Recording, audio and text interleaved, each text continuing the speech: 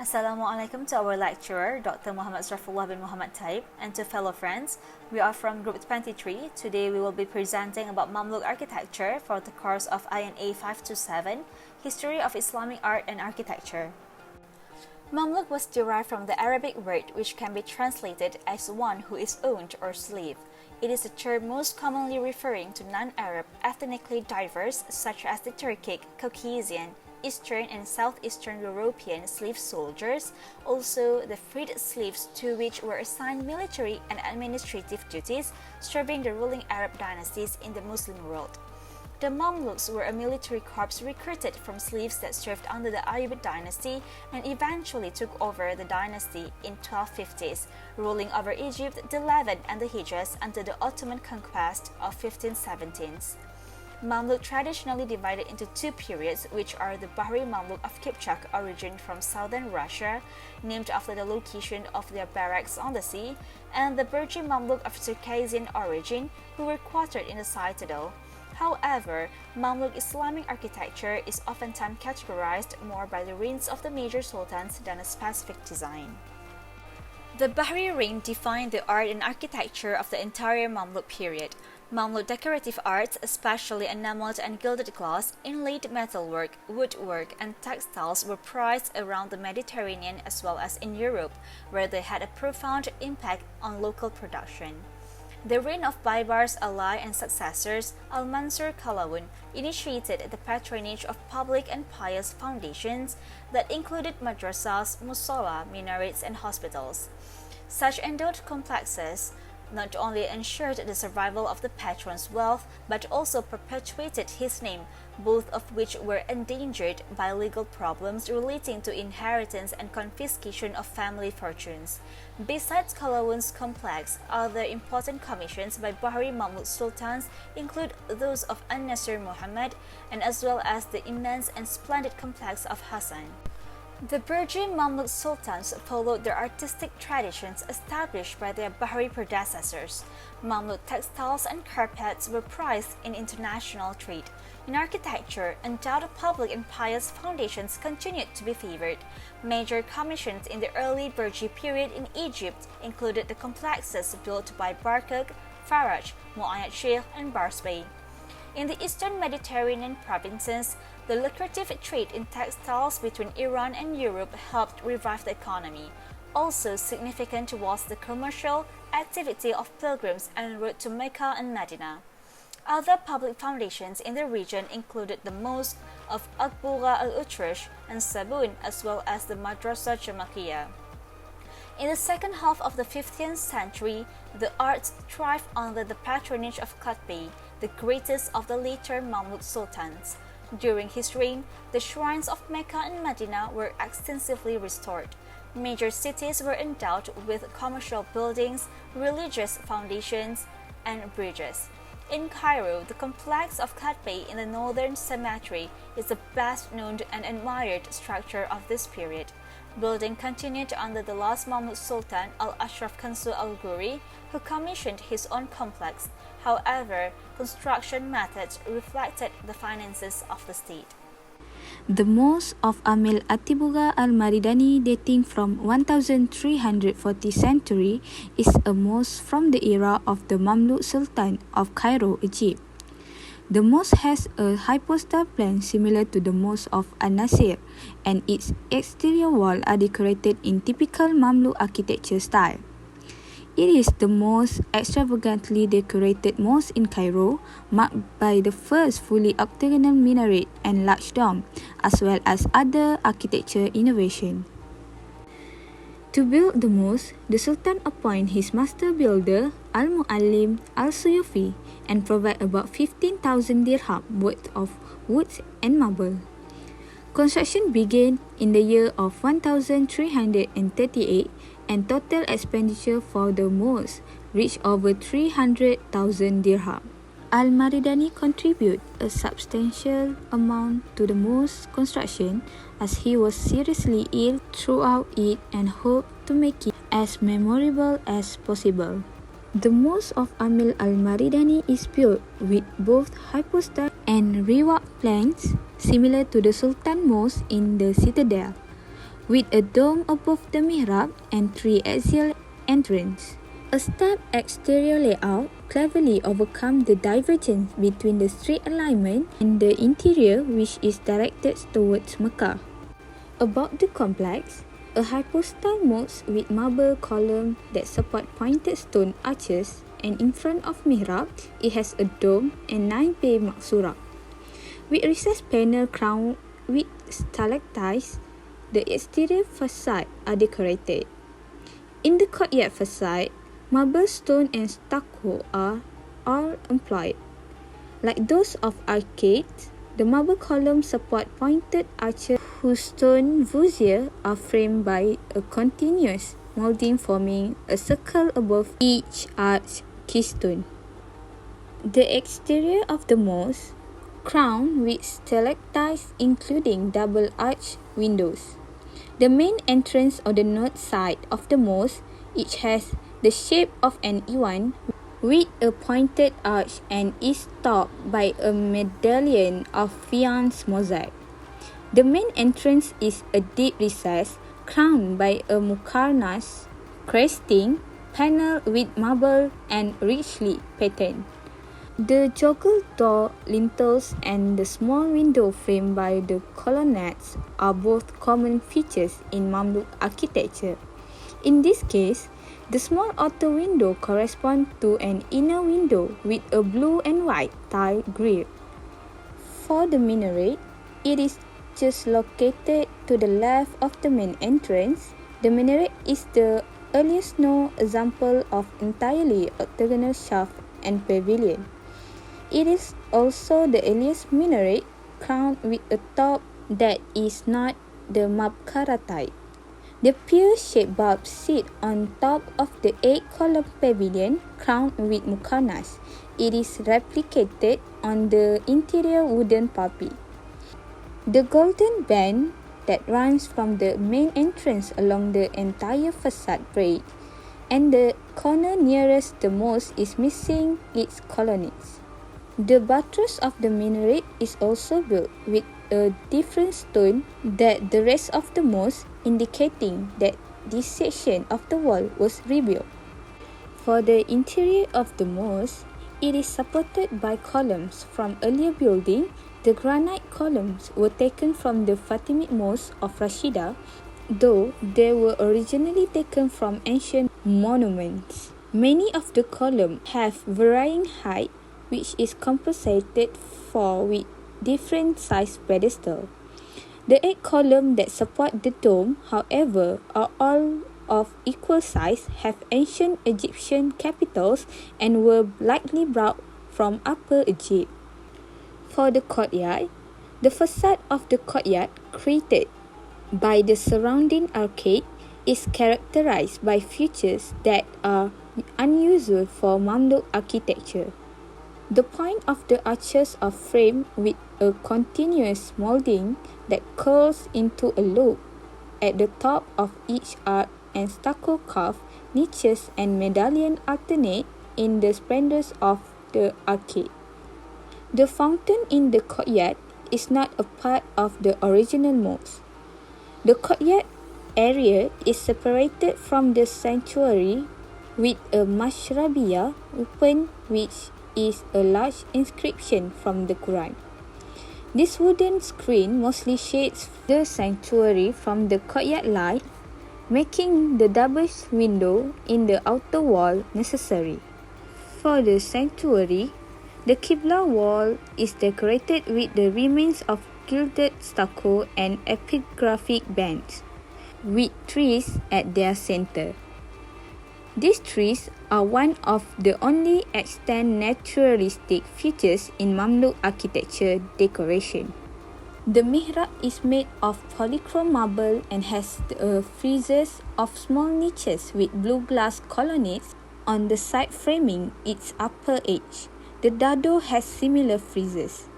The walls are decorated with marble mosaic centered by a Kufic inscription of Allah, and on the northern wall there is a panel made totally of white marble inlaid with green gypsum. For the dome, iris over the mihrab area has gilded and painted wooden pendentif. The windows in the transitional zone between ceiling and dome are of one oculus over two bays and are decorated with stucco arabesque grille filled with coloured glass. Continue to another Bahari building, which is Qalawun complex of Sultan Al-Mansur. An architectural complex was built by Al-Mansur Qalawun in 1284 until 1285. Qalawun complex, also known as an Islamic complex, consisting of a hospital, a madrasah and his musalla. The Qalawun complex was built over the ruin of the Fatimid Palace of Cairo, with several halls in this palace. It was sold to several people until it was finally bought by the Sultan Qalawun in 1283. The funerary complex of Sultan Al-Mansur Saif al-Din Qalawun, including both madrasah and musalla, reportedly took 30 months to build from 1284 until 1285. The relatively short amount of time it took to construct the complex, in the large part due to the slave-like labor the Sultan commanded. The hospital took less than 6 months to complete. The musalla and madrasah each taking about 4 months. History claimed that the column holding the musalla structure were made of granite, marble, and other materials that were taken from another palace in Rhoda Island. The complex was considered one of the most beautiful buildings at that time, where it included a school, madrasah, a hospital, and musalla with a beautiful dome. The complex was built in the 3 stages. First, hospital, second, musalla, and last is school. Complex Qalawun is for Islam religion. Location at Western Fatimid Palace, Cairo, Apes. Type of building is madrasah, musalla, and bimaristan. Style of building is Mamluk Islamic architecture. Another detail is 1 dome and 1 minaret. Material is brick, stone, marble, and stucco. The exterior structure of the Qalawun complex is a classic example of many unique and unparalleled firsts in Mamluk architecture. This urban aesthetic begins with the musalla and madrasah layout relating to each other. The interior of the respective building of the whole complex is proof that its architecture was influenced by Norman Sicilian qualities. The triple windows, which are basically 2 arch openings with a surmounted oculus, which is found on the musalla facade upper level. The entire facade designed with pointed races and double frame arch. The marble mosaic observed throughout the complex and the large canopy dome are stylistic trends seen in Norman Sicilian architecture. The musalla mihrab is considered one of the most lavish of its kind. The mihrab is of a horseshoe profile and is flanked by 3 marble columns. Musalla was never supposed to become a burial site, but later on it became the place to host both the Sultan and his son's body. The musalla of Qalawun is of great significance, and its dome served as a ceremonial center for the investing of new emirs. The dome was a symbol of new power, signifying a new heart of Mamluk power, changing of the guard, which enjoyed great prosperity and thrived at the time.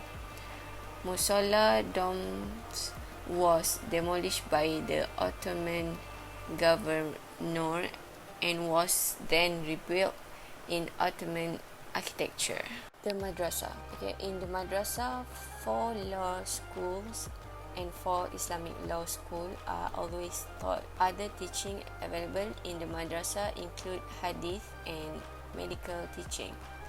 The madrasa has 2 Iwan and 2 rest of evidence by the attached Waqaf document. The large courtyard of the madrasa is paved with polychrome marbles. The madrasa shelter faces a courtyard with a 3-story, 2-story facade consisting of a central arch flanked by 2 smaller ones and dominated by similar curved openings. The madrasa mihrab has a horseshoe arch similar to the tomb but smaller and less intricate than the tomb, and its nails are marked with glass mosaic and mother of pearl, not mother mosaic. The deep red color used in the mosaic stand out. For hospital is functioned during the late Ottoman period before being demolished in 1910. Al-Qarawun Hospital was once the most luxurious and impressive hospital at the time. The hospital offered many facilities to the sick and the poor in addition to medical treatment, including medicine, shelter, food and clothing. According to Makrizi, the hospital was built from the Fatimid Palace of Sayyidat Al-Mulk and can be reached from the corridor leading from the madrasa and the tomb. The large fountain found inside the walls signifies the internal beauty of the hospital. Inside the hospital also stands a large central courtyard measuring 21 by 33 meters. Funerary complex of Sultan Ketbe is one of the buildings during Burji period. This building was built by Sultan Al-Ashraf Ketbe, which is known as the Sultan of Egypt. This building also known as an Islamic complex consisting of a kutab, a mosque and a madrasa. In 1979, the complex already registered as a UNESCO World Heritage Site as a part of historic Cairo. The construction work for this complex began in 1470 and complete in 1474. Ketbe Mausoleum and complex was also built close to the shrine of the Muslim mystic. Ketbe's complex was on a large scale and constituted an entire royal quarter in the then lightly urbanized desert cemetery area east of Cairo. Projects like Ketbe may have been aimed in part of urbanizing this spacious area at the time. Ketbe's large complex, like others built by Mamluk Amirs and Sultan, combined various charity and commercial functions which might have contributed to his family's financial future after his death. It is also considered one of the late Egyptian Mamluks architecture most majestic and pictured on a £1 note in Egypt. On the right side of the slide, there's additional information of this building. As you can see, this building was built for Islam people. The location of this building at Northern Cemetery, Cairo at Egypt, and it already complete in 1474. For the architectural, this type of the building is mausoleum, madrasa, mosque and the others.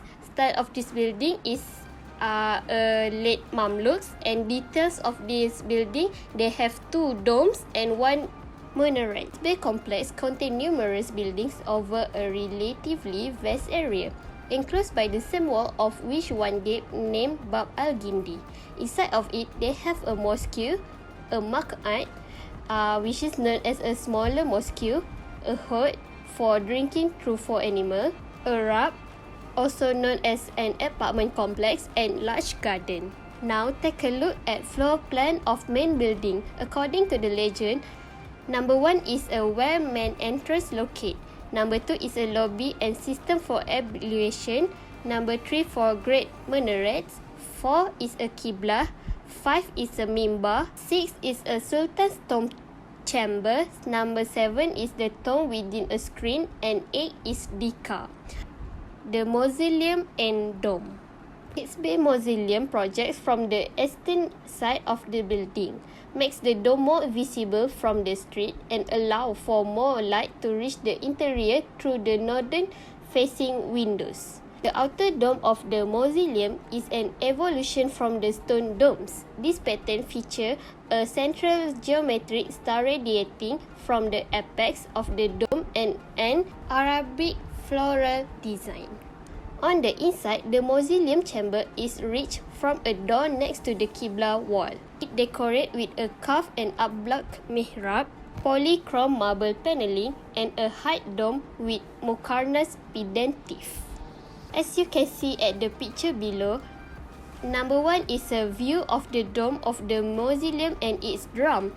The middle one is a close-up of the dome stone carved relief pattern, and the last one is interior of the mausoleum dome. The mosque or madrasa. The mosque, originally called as a madrasa, along with the mausoleum of the sultan, forms the main building of the complex, and it is considered exceptional for its refined proportion and subdued yet exquisite decoration. The mosque entrance was faced to the north and diverts the main road slightly eastwards around the walls of the mausoleum. It is possibly to enhance its visual effect. The facade features a block stonework, also known as alternating dark and light stone. The entrance portal is enhanced by a high elaborate ground vault recess with muqamas squinches. The minarets stand above the entrance on the western side and is quite slightly carved in stone, divided into 3 stories with elaborate carved balconies. The eastern corner of the facade is occupied by a sabil, also known as a base, which water could be dispensed to passerby on the ground floor, and by a kutab, which is we call as a school, on the top floor. The former is marked by a large window with iron grills, while the latter is marked by a loggia with open arch on 2 sides. On the left side of the site, you can see the picture where the view of the entrance facade of the mosque with the sabil on the lower left and the kutab on the upper left above it. Next, it is a details of the minarets, and the last one is the entrance portal. Inside, the vestibule feature another ornate ground vault ceiling and leads to the main sanctuary hall, which follows a modified layout of the classic madrasa, with 2 large iwans on the qibla axis and 2 shallow or reduced iwans to the sides. The hall is richly decorated in stone carving, plain wooden ceiling, and color windows. The mihrab is relatively modest, but the wooden minbar is richly carved with geometric pattern and inlaid with ivory and mother of pearl. The wooden lantern ceiling above the central space is notable for its carving and paint pattern. The central floor also features elaborate polychrome pattern marble, but is usually covered by carpet. According to the picture, that was a view of the prayer hall of the mosque with the mihrab on the right. The middle one is the western iwan. Iwan is actually a rectangular hall or space. And the last one is the wooden lantern ceiling over the prayer hall of the mosque. Auxiliary structure. The west of Cat's Bay main mosque is a smaller dome tomb. The small dome is decorated on the outside in a stone carved pattern similar to that of the Sultan's mausoleum, but slightly simpler. The tomb is attached to a building which seems to have been part of the royal residential complex. West of this is a maq'ad, which usually donates a loggia overlooking a courtyard, but in this case is an enclosed hall with many windows located over storage rooms. The north of the mosque is a hut or drinking trough for animals located. At the further north are the semi-ruined remains of a rab or apartment complex on the west side of the main street. On the right side of the slide is a picture of the portal of the rab. The second one is the remains of the rab or apartment block of Kates Bay complex, which is located at the north of the mosque. The next one is the smaller attached mausoleum dedicated to the Kates Bay son and later to Gulshani. The next one is the remains of the old gate of Kates Bay complex, where we call it as Bab al-Gindi. The other one is the hoard of the Kates Bay complex. And the last one is recently restored of the market art of Kates Bay complex, where it's a part of the residential compound that he built. Next is Mosque Madrasah of Sultan Barkut. The architect and the master builder was Shihab ad-Din Ahmad ibn Muhammad al-Tuluni. He belonged to a family of court architects and surveyors. It is a religious complex in Islamic Cairo, commissioned by Sultan Az-Zahir Barkut as a school for religious education, a mosque, madrasah, mausoleum and khanqah. It was the first architectural facility that was built during Burji period, Circassian dynasty of Mamluk Sultanate. The history of Sultan Barkut Mosque. Barkut was a Circassian and freed himself in 1363 to establish his own dominance with the help of Circassian Mamluks in 1382. Later on, he married the two of the architect's female relatives. Barkut orders his complex to be constructed as a funerary for his family, and the mosque is a piece of art that loudly speaks of the grandeur of the founder. The complex was constructed in December 1384 CE, and the facade was completed in April 1386 CE with the dome added last. Barkut built his complex in one of Cairo's most prestigious locations, which is in Bayn al-Kasrain. It is one of the greatest arrangements of Mamluk monumental architecture in Cairo.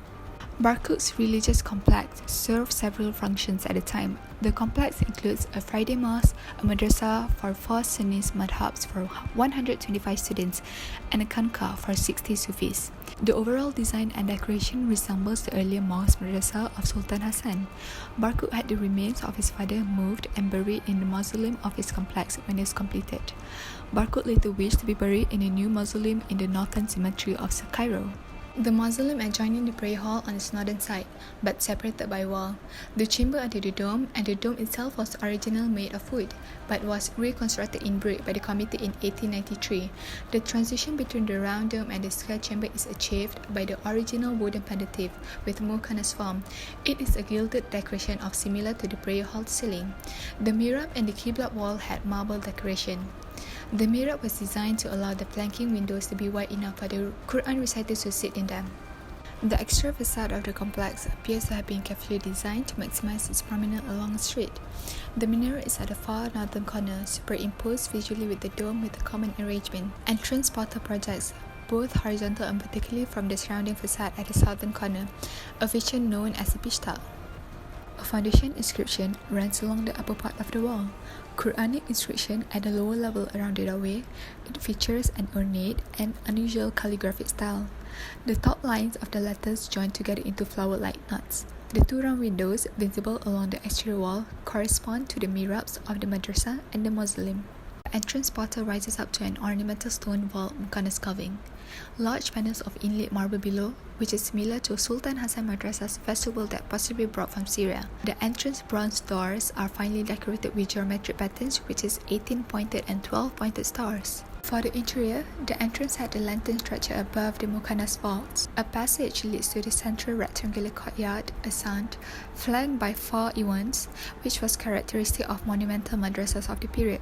The walls are enlivened by alternating color stone, which is called ablaq.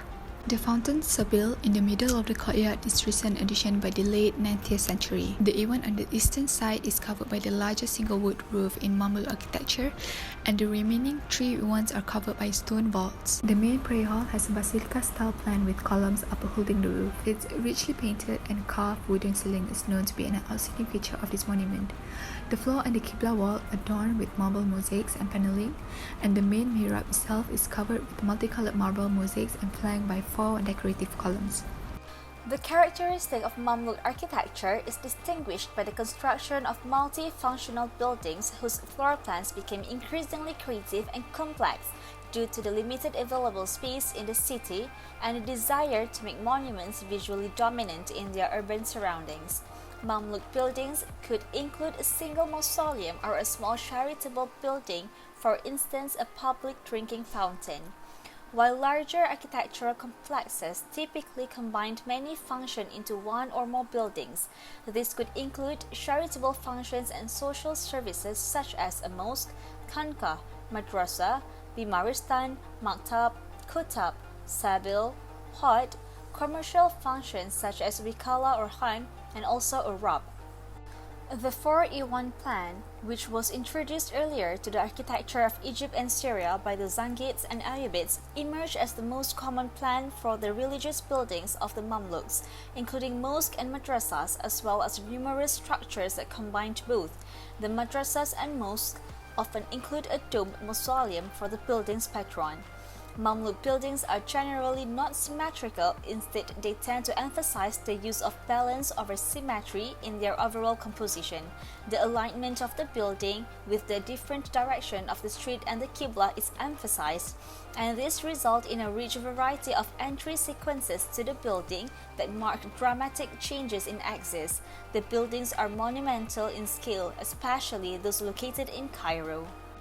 The minaret in the Mamluk tradition often has different sections along the component parts of its shaft, resulting in an arrangement referred to as a three-tiered minaret.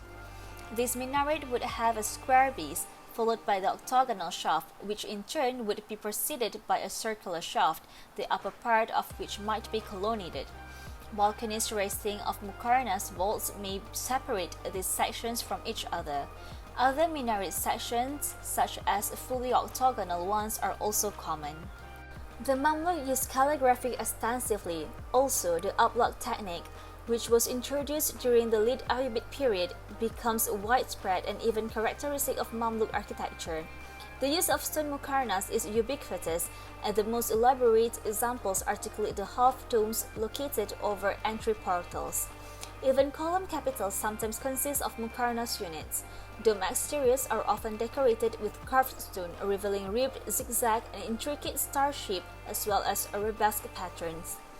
Facade recesses into which windows are placed are usually crowned with rows of muqarnas units. Colored glass and stucco grills are common for windows openings, and inlaid marble is frequently used for surface decoration. According to scholar Doris Barents Abu Saif, the evolution of Mamluk domes followed similar trends to that of minarets but happened at a slower pace. Mamluk domes transitioned over time from wooden or brick structures to stone masonry structures. Dome shapes in Mamluk architecture often have a cylindrical drum and a pointed profile. Initially squinches and later pendentives, in many cases consisting of muqarnas units, are used as a transitional zone for the dome. In earlier examples, wood is used for these transitional elements, but stones later prevails. Both round and pointed arches are used, but pointed ones are most prevalent, especially in later Mamluk architecture. Mamluk entrance portals were a prominent part of the facade and were heavily decorated, similar to other architectural traditions in the Islamic era. However, the overall facade of the building was often composed of other elements such as windows, a sabil, and maktab, and general decorations, which attenuated the prominence of the entrance portal in comparison to other architectural styles like those of Syria. Portals were often recessed into the facade and ended in an ornate stone-carved canopy above. Among other variations, a common design for the canopy in the mid-14th century was muqarnas vaulting or a semi-dome above the muqarnas zone. In the 15th century, during the Burji period, portals decorated with mostly muqarnas became less common.